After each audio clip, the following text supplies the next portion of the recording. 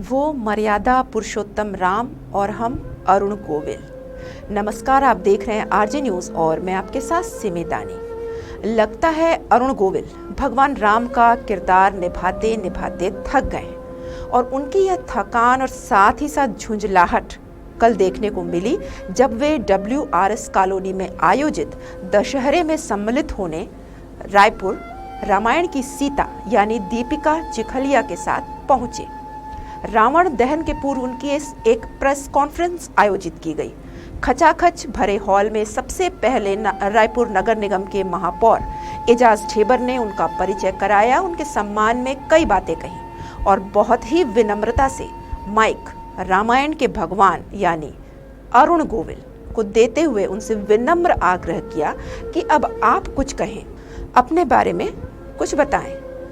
यकीनन उस वक्त जो लोग वहां मौजूद थे सभी ने अरुण गोविल के तमतमाए चेहरे को गौर किया होगा कि काफी खराब मूड में दिखे और माइक पकड़ते हुए बड़े ही रूखे अंदाज में कहने लगे, मैं अपने बारे में क्या बताऊं। और यही बात अगर वे विनम्रता से भी कह देते, जिसको उन्होंने बहुत ही रूखे हुए शब्दों में कहा, तो क्या फर्ज था। ऐसी स्थिति में हालांकि नगर निगम महापौर ने उस वक्त संभाल लिया, उस स्थिति को संभाल लिया। अब आगे बढ़ते हैं। जब प्रेस रिपोर्टर्स उनसे सवाल पूछने लगे तो अरुण गोविल काफी असहज लगे।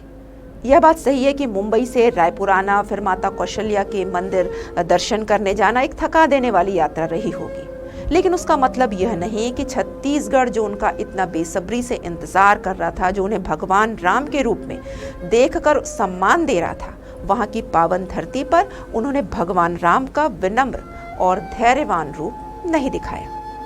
हालांकि उन्होंने तो भगवान राम का किरदार ही रामायण में निभाया था, असल में तो वे एक आम आदमी ही हैं, लेकिन इसे जनता नहीं समझ पाती और उनमें भगवान राम को ही तलाशती है। दरअसल सीरियल्स और फिल्मों के किरदार लोगों के दिलो दिमाग में ऐसे रच बस जाते हैं कि कलाकार का अपना अस्तित्व कहीं खोसा जाता है। वह अपने आप को जी नहीं पाता, क्योंकि वह अपने किरदार से ही, अपने रोल से ही लोगों के बीच जाना जाता है और पूरी जिंदगी, अपनी तमाम जिंदगी वह उसी किरदार का बोझ उठाए फिरता रहता है। अपनी असली जिंदगी उसकी कहीं खो सी जाती है।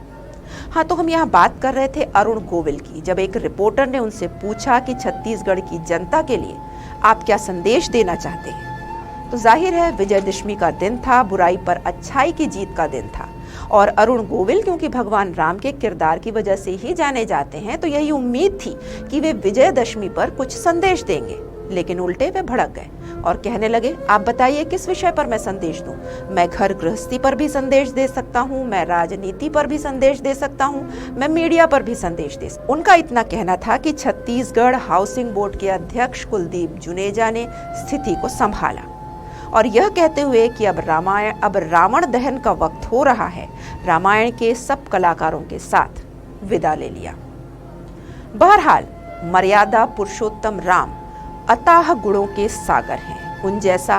और वाल्मीकि रामायण में भगवान राम के 16 गुणों का वर्णन किया गया है जो उन्हें आदर्श पुरुष बनाता है, जिनमें विनम्रता, धैर्यशीलता, सदाचारी, धर्मस्य आदि कुछ गुण हैं। इनमें से अगर एक भी गुण हम अपना लें तो हमारा जीवन सार्थक हो जाए।